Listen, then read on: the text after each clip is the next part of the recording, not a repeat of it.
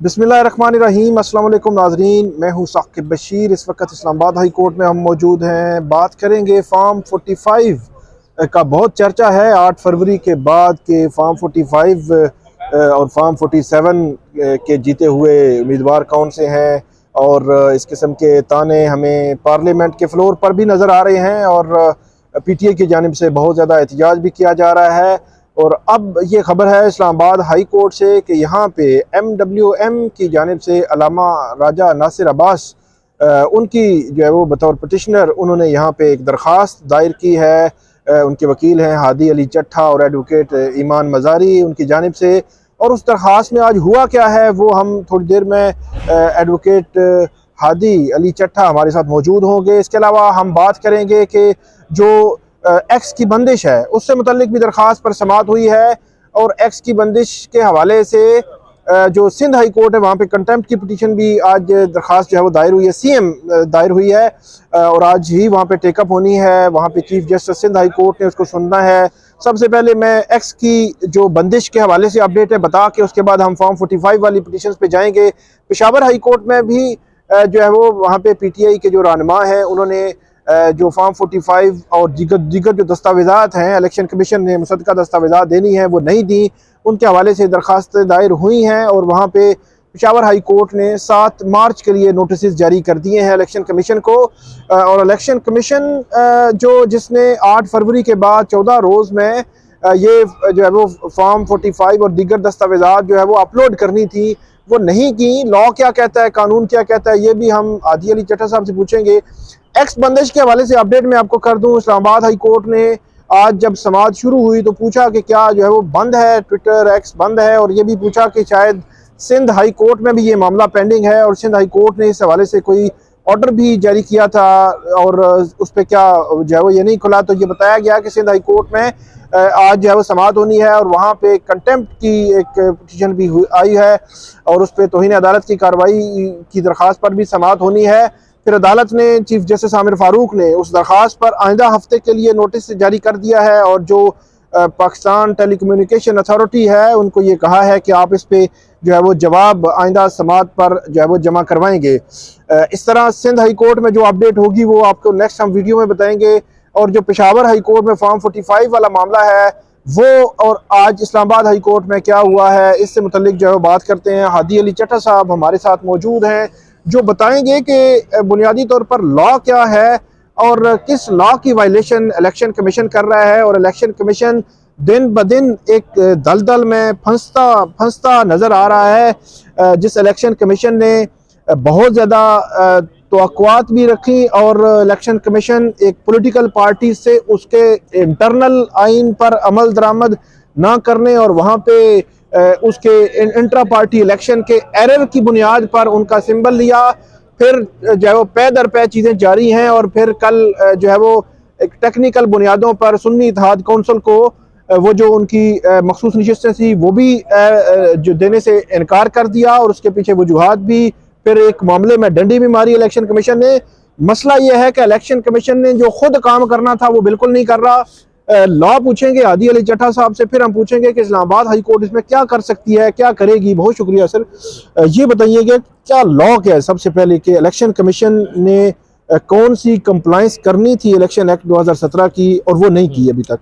साकिब साहब देखें, basic provision तो ये है कि 9510 मौजूद है और 9510 जो है इलेक्शन एक्ट का वो बड़ा साफ ये कहता है कि इलेक्शन के पोल के दिन के 14 दिन के अंदर आपने ये 4 डॉक्यूमेंट्स जो हैं जो हमने अपनी रिट में लगाए वो आपने सबमिट करने हैं और पब्लिश करने हैं ऑन दी ECP वेबसाइट। ठीक है। हम उन 14 दिन वो 22 तारीख को पूरे होते थे, वो 22 तारीख को जो पूरे हो गए तो हम उसके भी 4 दिन बाद हमने एक दरख्वास्त जमा कराई ECP में चेयरमैन MWM राजा अलामा नासिर साहब की तरफ से, और उस दरख्वास्त में कहा कि आपने ये मैंडेटरी प्रोविजन फॉलो नहीं की इलेक्शन एक्ट की, इसको काइंडली फॉलो करें क्योंकि हम भी एक पार्लियामेंट्री पार्टी हैं और एक बहरान की सूरत हाल है मुल्क में इलेक्शन के बाद से और बेतहाशा इल्ज़ामात जो है वो लग रहे हैं और पूरा निज़ाम इलेक्शन का जो है वो शक व शुबहात की नज़र देखा जा रहा है। उस इलेक्शन को भी आज 7 दिन हो गए हैं और उसके ऊपर कोई अमल दरामद नहीं की गई, कोई उसके ऊपर जो है वो इवन रिस्पॉन्स भी नहीं आया। तो हमने फिर उसके बाद आज एक रिट दायर की थी, जो रिट आज लगी हुई थी विद एन ऑब्जेक्शन, और ऑनरेबल इस्लामाबाद हाई कोर्ट ने आज ऑब्जेक्शन तो रिमूव कर दी है और कल के लिए इसको पेंडिंग किया है। कल इसमें दोबारा समाअत होगी और हमारी बेसिक जो रिक्वायरमेंट है जो हम इस्तदा कर रहे हैं अदालत से वो ये है कि 9510 एक मैंडेटरी प्रोविजन है जिसमें शेल का लफ्ज़ यूज़ किया है और 9510 में 95.8 में वो डॉक्यूमेंट्स दिए गए हैं जो करने हैं आपने पब्लिश और आपने वो नहीं किए, तो हम मैंडेमस क्रिएट में आए हैं। हम उनसे डायरेक्शन चाहते हैं कि वो अच्छा इसमें डॉक्यूमेंट्स हैं कौन कौन से? इसमें जी फॉर्म 45 है और कंप्लीट कंसोलिडेटेड रिजल्ट है और बैलेट पेपर्स है। कंप्लीट रिजल्ट मतलब फॉर्म 47 भी है, 9 फॉर्म 47 भी है, 9 भी और 45 भी है और बैलेट पेपर्स अकाउंट भी है। और इसमें फॉर्म 48 भी आता है? फॉर्म 48 भी आता है क्योंकि फॉर्म 48 जो है वो आई थिंक 49 आएगा। अच्छा जी, तो मैं आपको वो लिस्ट दिखा देता हूँ। वो लिस्ट क्या कहती है कि लॉ क्या कहता है कि कौन कौन सी जो है वो प्रोविजन इसमें है मौजूद हैं और उस पे जो कंप्लायंस जो है वो करनी है। सो बेसिकली ये consolidated statement of the result of the account है, फाइनल कंसोलिडेटेड रिजल्ट है और ये 48 होता है और उसके बाद रिजल्ट ऑफ द अकाउंट है और फिर ballot paper of the account. ठीक है। ये नाज़रीन ये जो है वो इलेक्शन कमीशन ने 22 फरवरी तक ये सारी अपलोडिंग करनी थी लेकिन अभी तक नहीं की। जो इलेक्शन की शफाफियत पर 8 फरवरी के बाद मुख्तलिफ हलकों की जानिब से, अगर आप लोकल मीडिया की बात करें, इंटरनेशनल मीडिया की बात करें, मुबस्सिरीन की बात करें, जो इसमें मुख्तलिफ इदारे थे जो इस पे देख रहे थे इलेक्शन को, तमाम ने इस पर सवालात उठाए हैं। इवन वो कैंडिडेट्स भी जो हारे हुए हैं उन्होंने भी सवालात उठाए हैं इस किस्म के। तो इलेक्शन कमीशन बुनियादी तौर पर जो है वो एक दलदल में फंसता जा रहा है इस लिहाज से कि 22 फरवरी को उन्होंने अपलोड करने थे, तो 22 के बाद 7 और 5 12 दिन बनते हैं।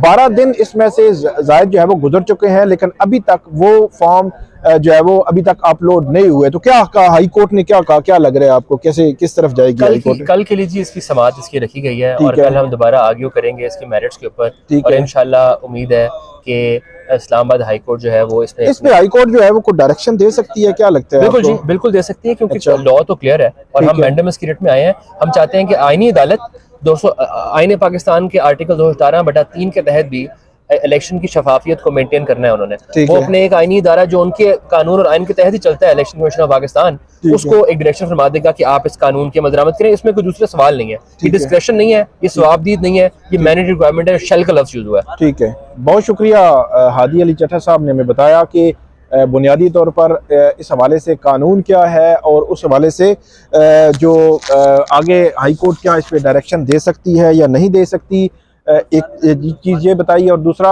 इलेक्शन कमीशन के मामला जो है वो जो गंभीर हो रहे हैं उस हवाले से उन्होंने बताया।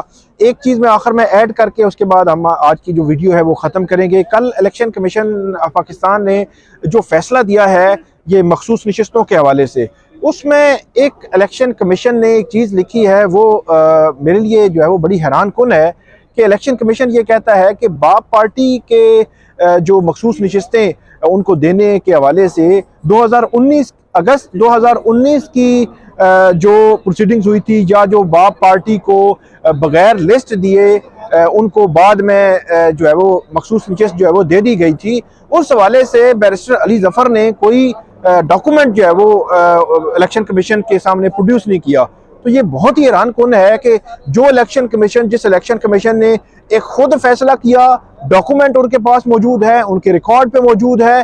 बैरिस्टर अली जफर ने भी ये बात की कि रिकॉर्ड हमें नहीं दिया जा रहा इलेक्शन कमीशन की जानिब से, जिस तरह हादी अली चट्टा बता रहे हैं कि उनको रिकॉर्ड नहीं दिया जा रहा, शुएब शहीन कह रहे हैं उनको रिकॉर्ड नहीं दिया जा रहा, पेशावर में जो आज पिटीशनें फाइल हुई हैं वो कह रहे हैं हमें रिकॉर्ड नहीं दिया जा रहा। इसी तरह यहाँ पे भी वो जो रिकॉर्ड है वो उन्होंने बताया कि वो रिकॉर्ड उनको नहीं दिया जा रहा।